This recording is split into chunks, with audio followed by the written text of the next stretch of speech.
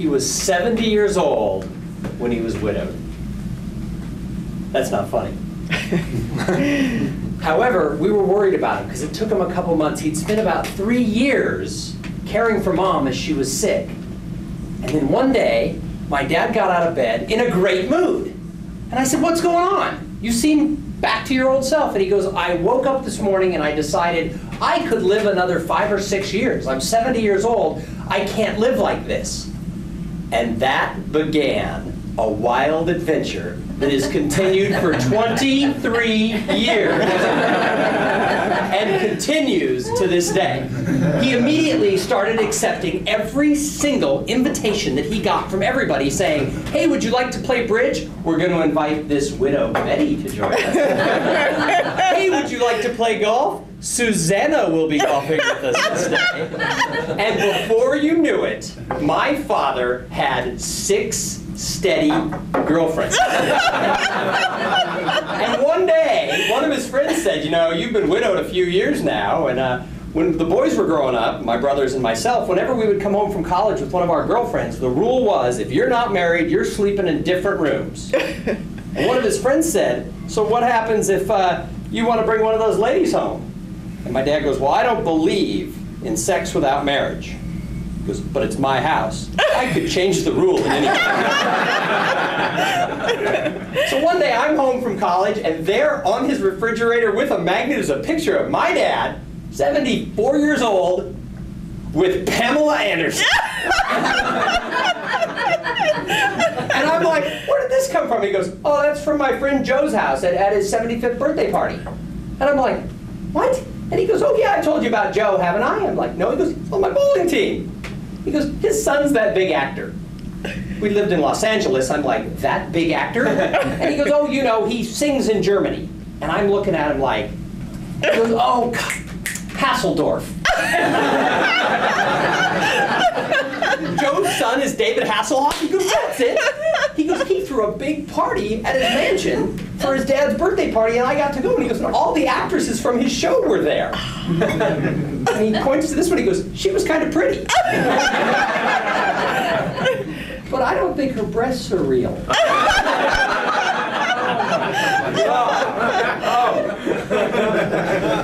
So one day, I fly home. I had since moved to Texas, and I'm flying home on a business trip that I had about 12 hours notice on. So I call my father while I'm changing planes in Dallas, and I say, "I'm going to be in Los Angeles at about 4 o'clock. How about dinner?" And he goes, "Oh, I can't." "Could you do tomorrow?" I said, "No, I have a business dinner tomorrow, and then I'm flying home." I go, "What could you be doing tonight? You haven't seen me in 6 months." And he goes, "Well, I have a date with June."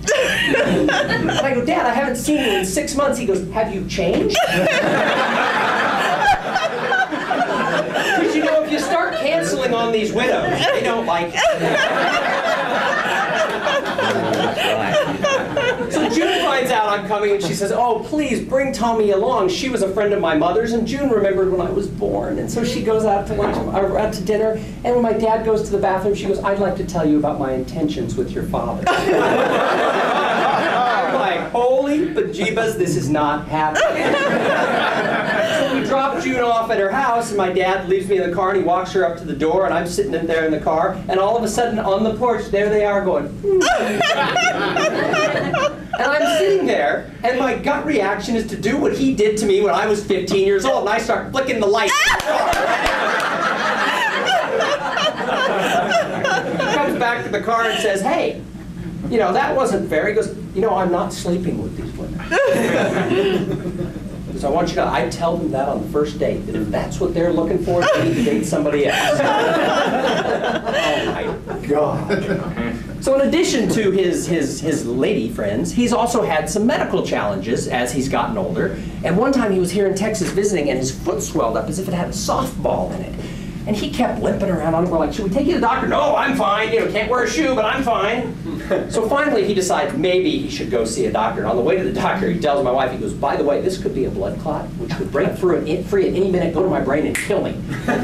If that happens, the car is at LAX, lot 7, row 42. And my wife is like freaking out, thinking, "Oh my God, your dad is going to die." And he's like, I don't think I'm going to die, but if I do, you would never find the car. I didn't give you this information. so everything was fine, and he survived that one, but he had a minor stroke a few years later. And it was one of these things where it just made him a little dizzy. His physician lives across the street, so he calls him and goes, I'm going to walk up to the corner and back.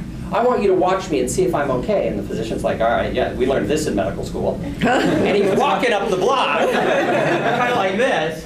And the doctor's like, he looks like he's a drunk. So he put him in the car, took him down, did a CAT scan, sent him home because he seemed fine, didn't really think it was a stroke. Turns out it was. And the doctor said, look, my wife's going to do your shopping. We don't want you driving for the next couple weeks while we see how stable you are, because it was a real minor stroke, but just stay home.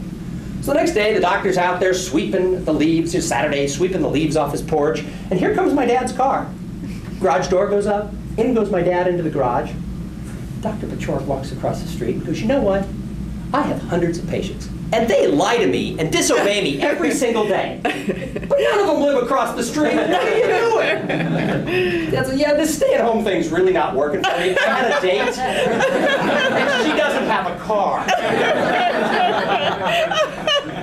So recently he was again admitted to the hospital for what we thought was something serious, and it was, but again, in his style, he's beaten that. But while he was in the hospital, my brother flew down from San Francisco. None of us lived there. When he first got admitted, he had to call my cousin, who he hasn't talked to in 3 years, and say, can you break into my house with the spare key and get my address book? Because they admitted me really fast. I have a date tonight and tomorrow, and apparently they're keeping me here. So my brother's like, oh God, he's calling the cousins. My brother gets on a plane, he flies down. So my brother's there, and he's calling, talking to doctors, and it was pretty serious, and my brother calls me and he goes, it started. I'm like, oh my God, the blood clot is going to break free, he's going to die. He goes, no, the parade of widows. He goes, about every hour someone comes in, and my brother goes, Tom, who's Mary? And I go, oh, that's the new one. My brother's like, I've never heard of Mary. She shows up with cookies in the hospital. And he goes, how at 93, Tom, do you get a new one? So my brother took him shopping to get a pair of pants after he got out of the hospital. And he was looking at the khakis, and he said, oh, I can't get those. Those are young man's britches. He goes, what do you mean, young man's britches? He goes, well, when you're my age, things leak. You can't wear those light pants. So he keeps going, and God, I hope it's genetic.